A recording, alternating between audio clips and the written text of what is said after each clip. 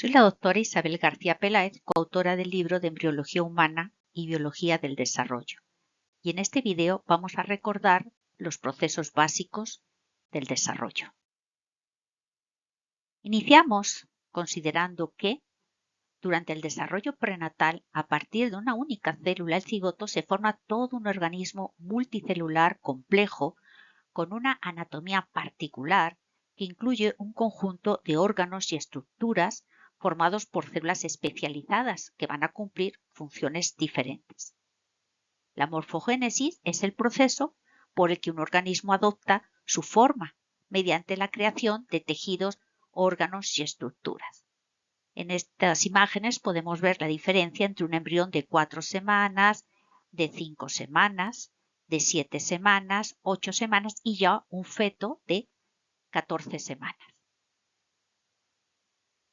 Los mecanismos por los que a partir del cigoto se compone un organismo multicelular con una anatomía particular son los procesos básicos del desarrollo. Esto que nos vamos a centrar en esta presentación. Estos incluyen el crecimiento, la diferenciación celular, el cambio en la forma celular, la muerte celular y la afinidad celular diferencial. Comenzamos con el crecimiento. El crecimiento es un proceso por el que se incrementa el tamaño de tejidos, órganos o estructuras, el embrión completo, ¿verdad? O el feto, como resultado de los siguientes procesos. Por un incremento en el número de células por el mecanismo de proliferación celular, por mitosis, a partir de la división controlada de las células. El aumento en el tamaño de cada una de las células que se produce durante la fase G1 del ciclo celular.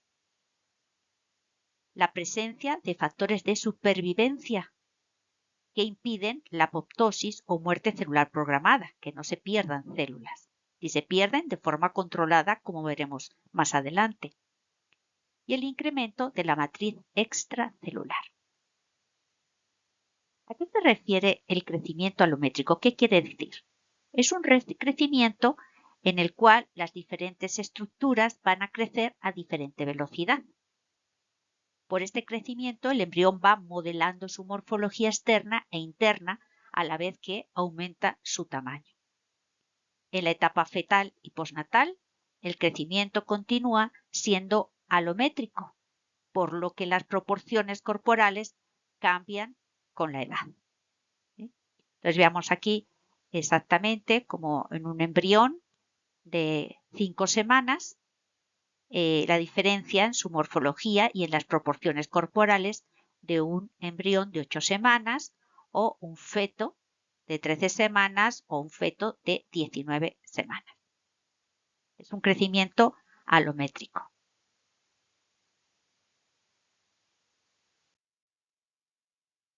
Diferenciación celular. La diferenciación celular es el proceso por el que se desarrollan los diferentes tipos celulares. Me explico. Un condrocito para el cartílago, o una célula muscular lisa para el intestino, o esquelética, ¿verdad? Por nuestros músculos, poder mover nuestro esqueleto, un adipocito, un hepatocito, etc. Se efectúa mediante la expresión de genes específicos.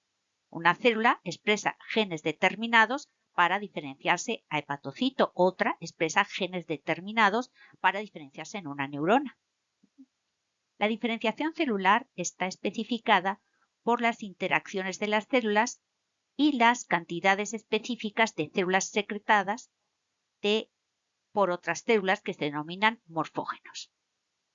Entonces son moléculas específicas, son los morfógenos que van a secretar otras células y que hacen que estas células que se van a diferenciar comiencen su diferenciación. La expresión y represión de genes específicos para la diferenciación se mantienen las células diferenciadas para mantenerse así, no se vayan a desdiferenciar, y en ellas y en generaciones posteriores si se dividen, gracias a mecanismos epigenéticos que regulan la expresión de los genes. Y miren, en este esquema se ve muy bien, esto está en el libro, donde decimos que la diferenciación celular es otra forma de revisar la información. Es el cambio en el fenotipo celular que produce células específicas que originan la diversidad celular. Por otro lado, la diferenciación celular se inicia con la regulación de genes específicos que determina la síntesis de proteínas específicas. Esto va a originar un cambio, no solo en la forma, sino también en la fisiología celular y que determina su función específica. La función de una neurona es transmitir estímulos, la de una célula muscular es contraerse, la de un hepatocito son funciones metabólicas muy importantes, etc.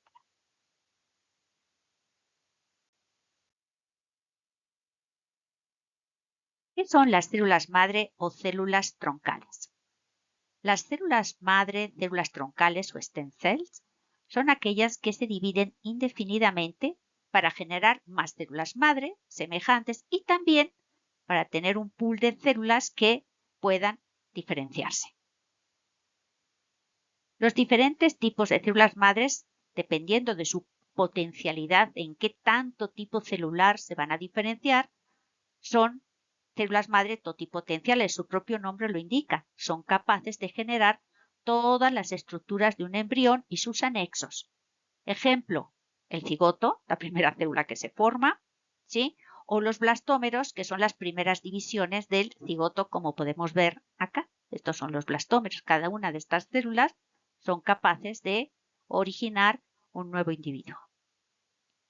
Bajando en la capacidad de diferenciación, tenemos las células madre pluripotenciales, que pueden diferenciarse en las células del embrión, pero no en las de los anexos. Estas células son las células del embrioblasto del blastocisto. Estas son, mira, aquí es un blastocisto, estas celulitas situadas en este polo, esto va a formar el cuerpo del embrión y estas otras son los anexos. O las células madre multipotenciales o comprometidas que son capaces de diferenciarse solo en una determinada población celular. Por ejemplo, tenemos células madre multipotenciales como las células mesenquimáticas que se pueden diferenciar en fibroblastos, adipocitos, condrocitos, osteocitos, miocitos, etc. ¿Sí? Pero, por ejemplo, en este caso no se van a poder diferenciar en neuronas, ¿de acuerdo? Muy bien, y vemos acá, es un ejemplo en la formación de una trabécula ósea, donde tenemos aquí células mesenquimáticas que van a ser capaces de diferenciarse en los osteoblastos, ¿sí? Y los osteoblastos, pues luego ya se van a diferenciar en los osteocitos. Muerte celular programada. La muerte celular programada es otro proceso del desarrollo. Y tenemos aquí que la muerte celular, este proceso del desarrollo, contribuye a la eliminación de órganos o tejidos transitorios durante el desarrollo. Ejemplo, nosotros, igual que otros mamíferos, otras especies que no son mamíferos, tenemos cola, otros organismos que no sean mamíferos, y esta nos va a desaparecer, ¿sí? Por muerte celular programada. También a la remodelación de órganos o estructuras y al control del número de células en tejidos específicos. Las dos formas de células de muerte celular programada son la apoptosis y la autofagia. ¿Qué es la apoptosis? En la apoptosis se observa por un mecanismo de alta regulación que la célula a través de señales, ¿sí? Lo que va a hacer la célula es que disminuye su tamaño, los organelos permanecen intactos, las membranas permanecen intactos, se condensa el citoplasma y la cromatina marginal del núcleo. Finalmente, la célula se va a fragmentar, y es lo que estamos viendo, la condensación. Al final, la célula se fragmenta, manteniendo íntegra la membrana celular, formando los cuerpos apoptóticos que son eliminados por células fagocíticas. Como decimos, esto es un proceso altamente regulado Tanto es así que las proteínas morfogenéticas óseas, factor de crecimiento fibroblástico, la vía de señalización SHH, participan en esta regulación de la apoptosis mediante la activación de unas enzimas que se llaman caspasas. Estas son señalizadores, ¿sí? Señales, son ligandos, se unen a receptores y hacia el interior lo que se hace es se desencadena una serie de señales moleculares, se van a activar caspasas que son proteasas que a su vez activan otras enzimas. Al final se va a degradar el DNA o elementos del citoesqueleto y otros sustratos celulares que va a llevar a la célula a su muerte. Todo está altamente regulado. Se tiene que morir lo que se tiene que morir, no lo que no corresponda. Otro tipo de muerte celular programada es la autofagia. En la autofagia, también a través de señales, la célula lo que hace, esta otra vía, la célula va a través de unas estructuras membranosas que hay en su interior, los endosomas, rodean a los organelos y forman autofagosomas. ¿Sí? Estos organelos rodeados de membrana se van a fusionar, ¿sí? con los lisosomas. Y las enzimas lisosomales degradan los organelos. Y junto con las caspasas, que también se activan en esta vía, dan lugar a la destrucción de la célula. ¿Cómo se regula? La autofagia es por la pérdida del estímulo por parte de factores de crecimiento, es decir, hay ligandos, hay señales de supervivencia de una célula. Si no hay, la célula entra en autofagia. También la disminución del transporte de nutrientes, que va a llevar la activación del complejo serina-trionina, cinasa, que activa señales múltiples para la formación de los autofagosomas. Asimismo, se ha visto que hay un grupo de genes llamados genes relacionados con la autofagia, ATG, que regulan este proceso. Son procesos altamente regulados. El movimiento celular, otro proceso del desarrollo. El movimiento celular cumple dos objetivos, o que las células se muevan juntas o se muevan de forma individual, migren juntas o de forma individual. Comencemos por migración celular colectiva. Es el desplazamiento de células unidas que forman un tejido, por ejemplo, un epitelio, ¿sí? Tejido epitelial, están unidas y se van a mover todas coordinadamente, sin separarse, todas coordinadamente, y que estas células mantienen unidas por uniones celulares durante este movimiento. Para esta migración del grupo, tenemos así las células epiteliales, hay señales externas y esto hace que la célula, procesos de señalización para la migración, cualquiera que según el tipo o lo que tenga que migrar o las diferentes señales, las células lo que hacen debido a estas señales es que se polarizan. Eso quiere decir que reorganizan su citoesqueleto, ¿sí? Y entonces va a determinar en la dirección que van a migrar. Las señales activan receptores de factor de crecimiento fibroblástico y factor de crecimiento fibroblástico derivado de las plaquetas. Ahora sí, esto hace que las señales emitan proyecciones gracias a su remodelación del citoesqueleto. Los filamentos de actina van empujando la membrana, emiten proyecciones, todas estas células emiten sus propias proyecciones y se van a unir todas en conjunto, se van a unir a la matriz extracelular y así van a poder desplazarse en conjunto. El otro tipo de migración es la individual. Es el desplazamiento de células de forma independiente a través de la matriz extracelular, como les pasa a las células de la cresta neural, que migran y van a muchas zonas o regiones del embrión. En un inicio, las células se activan la motilidad celular aleatoria a través de señales genéticas que llevan a las células a formar pequeñas proyecciones como para explorar su entorno. Ellas empiezan a emitir, así como cuando uno no encuentra el camino y vas para acá y vas para allá, bueno, emiten proyecciones en todas las direcciones. Posteriormente, hay unas señales externas de diferente tipo y entonces ahora sí, las células ya, una vez que están estas señales, ahora se van a polarizar y van a migrar en dirección a esta señal concreta para llegar a su destino definitivo.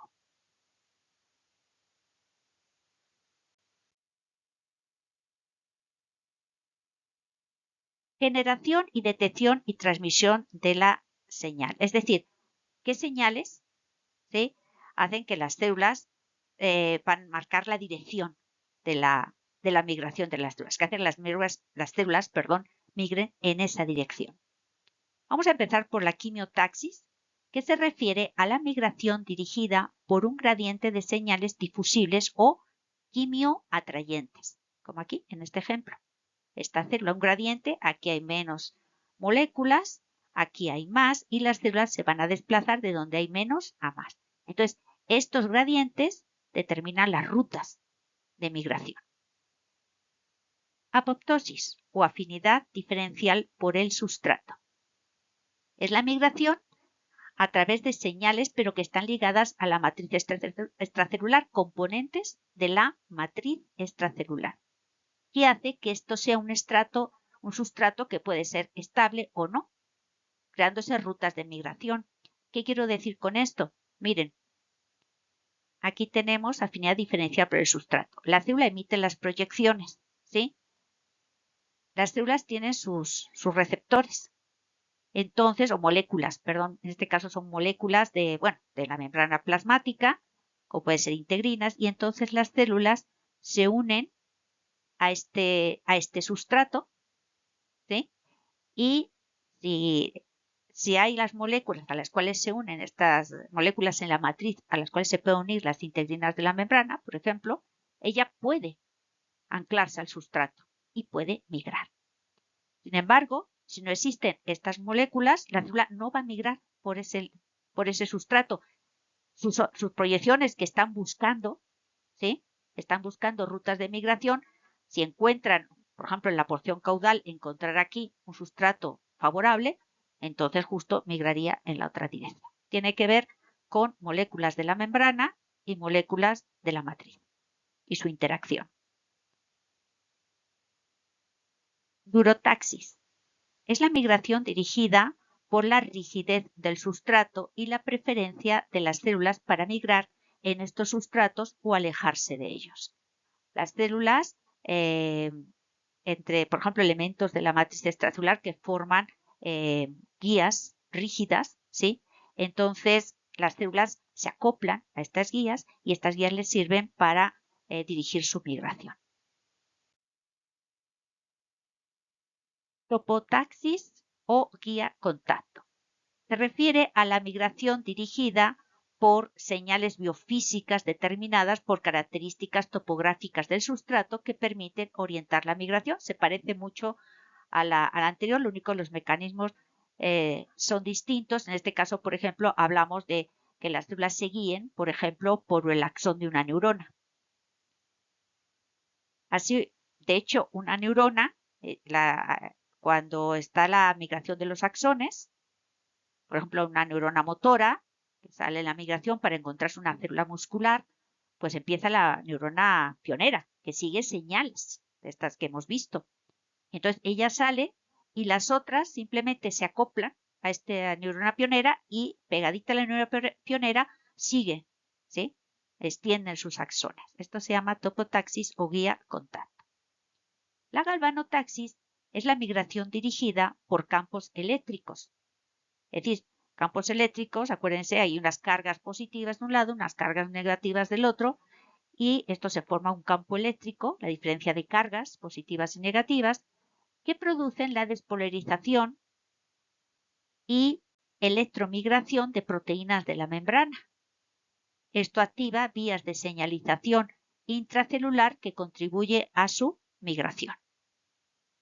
Y van a migrar hacia donde haya determinadas cargas, o positivas o negativas.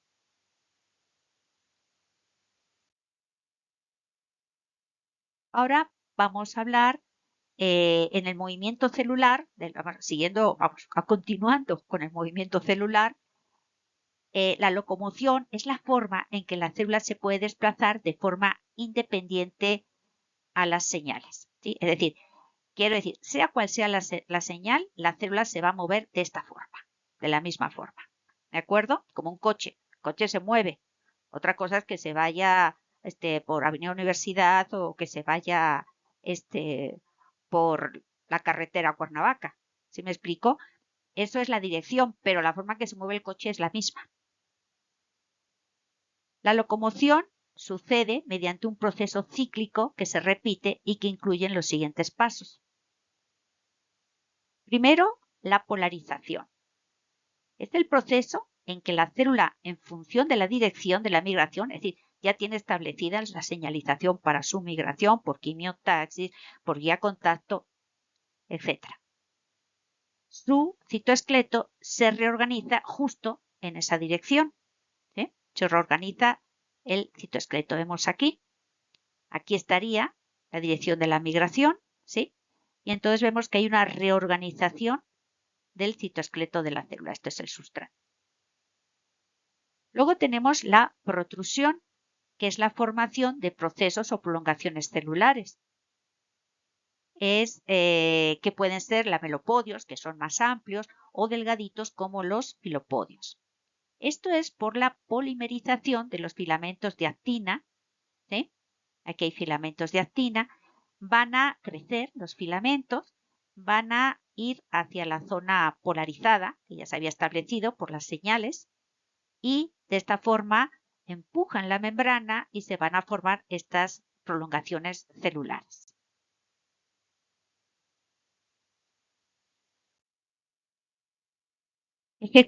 Seguimos con la ejecución de la señal, con esta locomoción. El tercer paso es la adhesión. ¿De qué se trata la adhesión? Bueno, tengo yo la prolongación celular y ahora la prolongación se adhiere al sustrato o matriz extracelular para poderse impulsar. Es como nosotros cuando caminamos, extendemos el pie, lo pegamos al piso y nos impulsamos. Igual hace la célula. La unión con el sustrato se realiza a través de integrinas que están aquí en la membrana de la célula, que están unidas al citoesqueleto, ¿sí? Y también estas integrinas se unen a elementos de la matriz extracelular, a moléculas específicas de la matriz extracelular. De esta forma se pega aquí la prolongación y se puede impulsar la célula. Ahora, retracción del borde. La célula tiene que avanzar, entonces tiene que quitar su unión de su porción posterior, ¿sí? Del polo posterior. Entonces, en el polo posterior se pierde el contacto con el sustrato y hace que ahora la célula se va a retraer gracias a filamentos de actina y de miosina que producen la contracción y esto hace que pueda la célula avanzar. Una vez que la célula retrae y avanza y contrae todo su cuerpo celular, vuelve a emitir una nueva prolongación y así pues se puede seguir desplazando.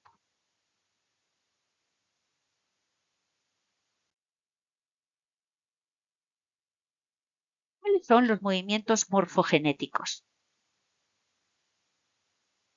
Tenemos aquí como movimientos morfogenéticos, gracias a estos movimientos celulares, la evaginación, que es la formación de una saliente a partir de un grupo de células que se proyectan hacia el exterior de una estructura u órgano. Por ejemplo, miren, aquí de vesícula encefálica se va a evaginar parte de esta vesícula para formar la vesícula óptica, donde se va a desarrollar, de la que se va a desarrollar parte del ojo. ¿Sí? Es una evaginación. Ahora, la invaginación es al revés. Es el hundimiento de un grupo de células que penetran en otro tejido o en la luz de una estructura para formar un esbozo de un tejido. Por ejemplo, formación del cristalino. Este es el epitelio superficial que cubre al ojo en desarrollo, pues este epitelio se invagina y forma la vesícula del cristalino. Esto al final se une y se queda aquí la vesícula. ¿Sí?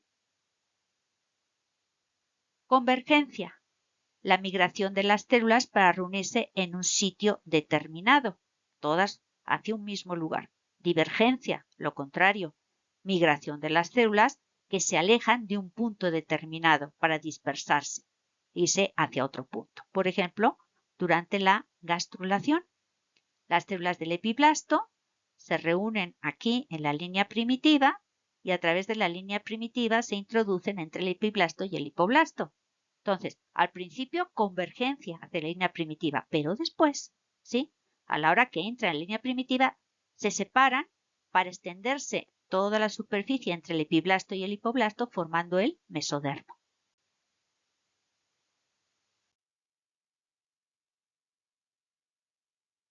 Vemos aquí otros movimientos, que es la cavitación, que es la formación de espacio entre las células que en un principio formaban estructuras sólidas. Fíjense aquí, tenemos aquí el embrioblasto, aquí el blastocele, y vean ustedes que hay un proceso de cavitación y se va a formar la cavidad amniótica, en el caso del blastocisto. Esta es una etapa temprana del blastocisto y es una etapa más tardía del blastocisto. O delaminación, que es cuando un grupo de células, grupo sólido de células unidas unas a otras, se reacomoda para formar hojas o láminas separadas por un espacio o cavidad. Ejemplo, miren un corte transversal de un embrión, esto en rojito es el mesodermo, es un grupo sólido de células, pero en la porción lateral se separa una lámina de otra, quedando aquí, formándose el mesodermo somático, el mesodermo esplánico, y aquí queda la cavidad celómica intraembrionaria por el proceso de delaminación. Afinidad celular diferencial. Este es el reconocimiento de células para unirse de forma específica para formar tejidos y construir órganos, etc. Es decir, se reconocen y se unen. No se reconocen, pues no se unen. ¿Cómo es esto? Cada tipo celular tiene en su membrana diferentes tipos de proteínas. Esto les va a dar su identidad, ¿sí? Las proteínas dan identidad de especie, etc. Son proteínas de membrana, que son responsables de la unión específica de las células. Las principales moléculas implicadas en uniones específicas de una célula a otra son las caderinas, proteínas de membrana. Estas son proteínas transmembranales y estas proteínas se van a unir de forma homofílica, es decir, una caderina de un tipo se va a unir a otra caderina del mismo tipo que está en otra célula, ¿sí? Y de esta forma quedan las dos células unidas a través de sus membranas.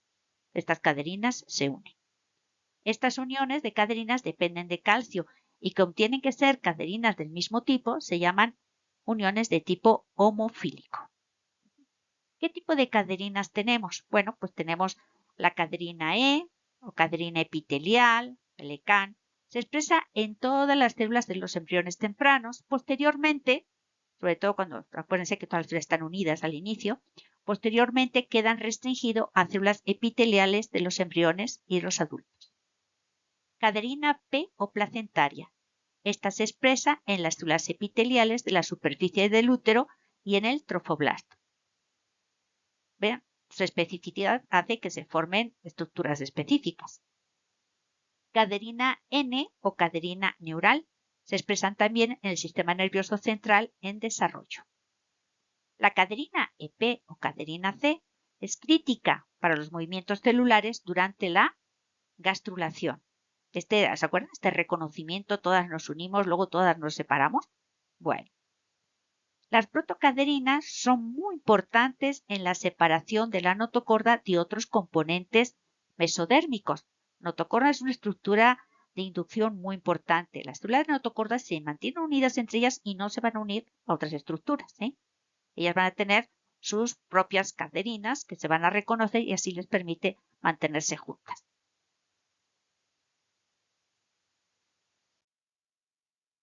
Bueno, pues este fue un resumen del capítulo 5 del libro de Embriología Humana y Biología del Desarrollo.